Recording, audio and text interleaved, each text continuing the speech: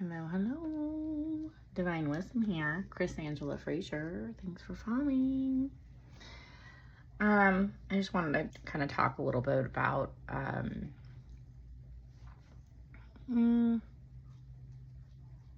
black magic.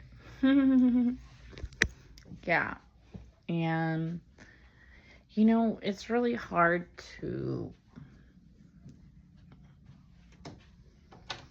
for people to understand that even exists until it's actually happening to you. I mean, like I said, I just thought it was in the movies.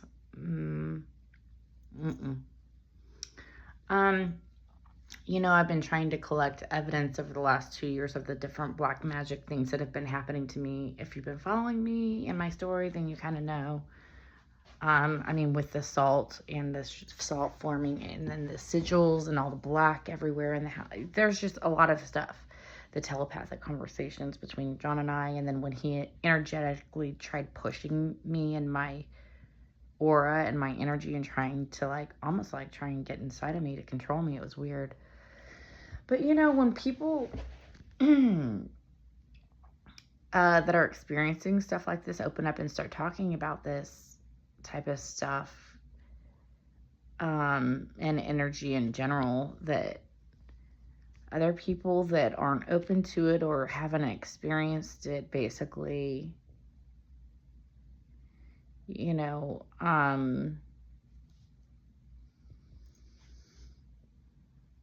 want to say that you're crazy or that it's all in your head or kind of because they are not fully grasping the situation because they haven't been through it.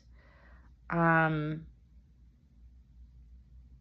when you're physically feeling your whole body jolt and move from something trying to get into your energy field, it'll change your fucking mind. I mean, ghosts and angels and demons, they exist, you know. Spirit guides, ascended masters, and you know, ancient ones, star families, they all exist. And trying to get tangible evidence of this stuff happening is really difficult. I mean, look at the cases over the years about witchcraft. The fucking actual cases that have been tried in the court of law. There aren't very many. There are some famous cases out there, but they're very far and few in between where people can prove stuff like this. Which is why I've been taking so many videos and evidence of things that's happened over the last 2 to 3 years, because when this shit is transpiring for that long, if not longer, how can you explain what's going on unless you're taking physical video proof and evidence and screenshots? And, you know, these days now, at least they can find, you know, people want physical, tangible evidence. It's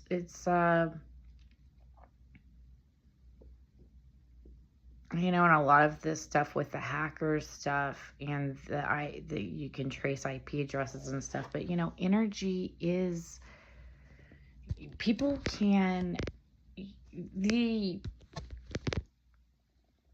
spirits and stuff like that can mess with electricity and energy, and because energy is ever flowing, you know. So I mean, sure, the hackers can do it, but so can spiritualists.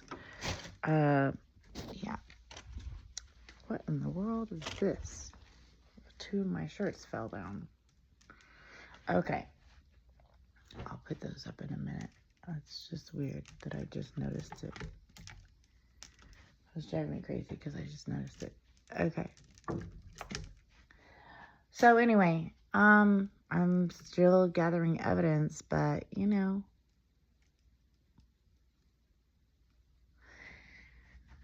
unless you're actually going through it, it's hard to explain. Okay. I also did a lot of, different research today. I researched the three fates again. I mean, I've talked about them previously, but I got a little more information about them. Yeah, it was really interesting. I'll probably talk about them throughout this also, but I'm just going to mention them one more time real quick. The three fates. Clotho, the spinner, who spins the web of life, both with the light and the dark. And Clotho really is about the present. Lachesis is the measure or the apparitioner. Twists what is spun, light or dark. Twists it, and if under her fingers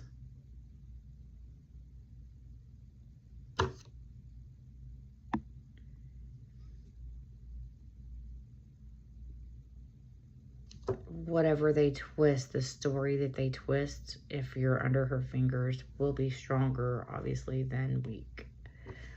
Atropos, I'm sorry, I'm pronouncing that wrong. Oh, by the way, Lachesis is regarding the future. Because you're twisting the fate of the future, right? Trying to twist the story of whoever's spinning that story in the present. And then Atropos is the unbending, the inflexible one, or the past. And Atropos cuts the thread, basically. Yeah, so I'm going to talk about them eventually a little bit throughout this, but Clotho, the spinner of the web, who's regarding the present of what's being told, right? Light or dark. There's symbols that Clotho has, which is a spindle, scissors, parents, thread, and a dove. Clotho's been celebrated in art over the centuries, and today has found a role as the Clotho protein in biomedical research. Pretty interesting. And then Lachesis is the one that can twist the words, good or bad. Clotho is the youngest fate. Lachesis is the middle fate, and it's pertaining to a venomous snake, usually vipers. And Lachesis is the one who determines the length of a person's life, connected with Bushmaster, who are ambush predators.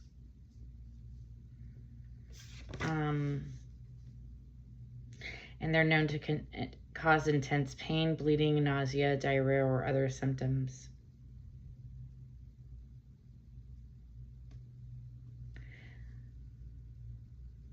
And it's pertaining to the future. So,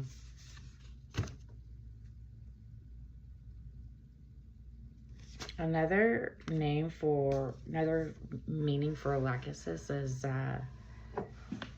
the protocol for distributed ledgers that uses a asynchronous partially ordered sets instead of blockchains. Asynchronous is about telecommunications through signal to signal that an operation's been completed. And then the blockchains is about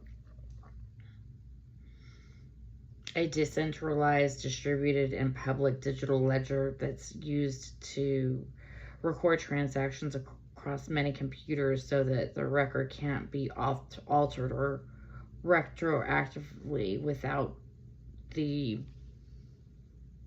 consensus of the network or the group.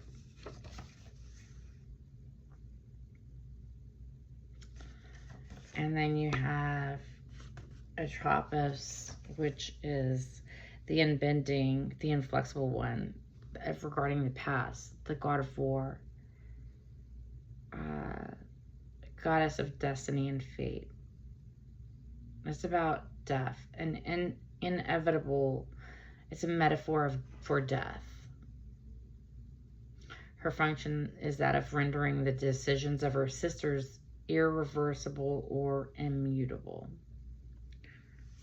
So depending on what is spun and what is twisted is going to be the result and what's going to be cut into the fabric of life, right?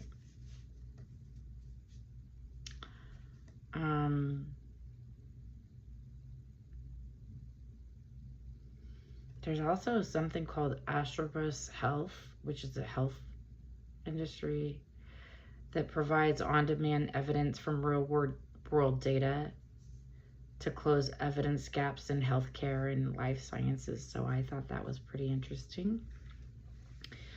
But Atropos is the oldest sister of the Fates and perhaps the cruelest. She has the power to alter histories of anyone that she chooses. It's pretty interesting. Whoops.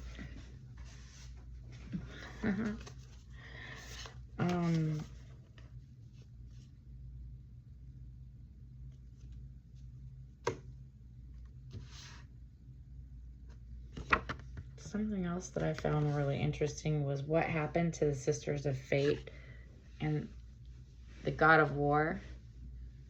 It says desperate Lachesis and Atropos fought Kratos together after a violent battle. Kratos managed to throw them into one of their interdimensional mirrors and shattered it, trapping the two sisters for good. So there's one still out there, but the two sisters are going to be trapped. You know, that kind of reminds me of Constantine, too.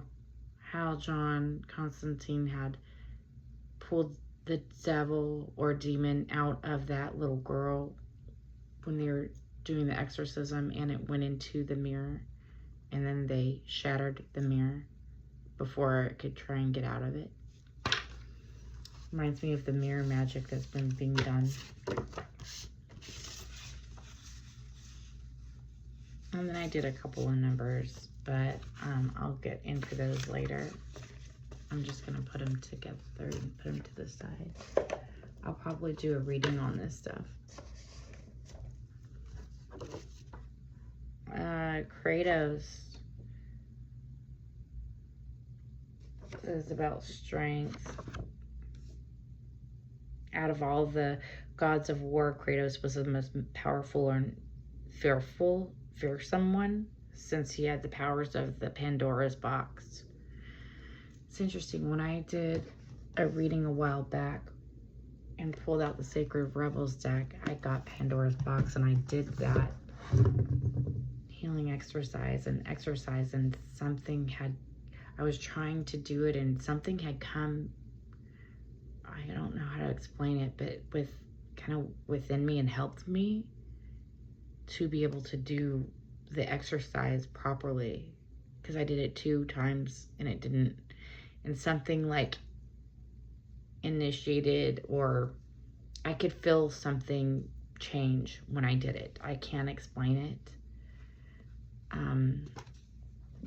but I could physically feel a difference, like something was opened up. I don't know how else to explain it. The powers of the god of war that belonged to Ares was Pandora's box. And plenty of weapons and magic from the other gods, and the knowledge to use the godly powers. That was what Pandora's box was about. Weapons, magic from the other gods, the knowledge to use them, the powers. By Athena after the death of his brother. Oh, wow. I didn't even realize I did this, but...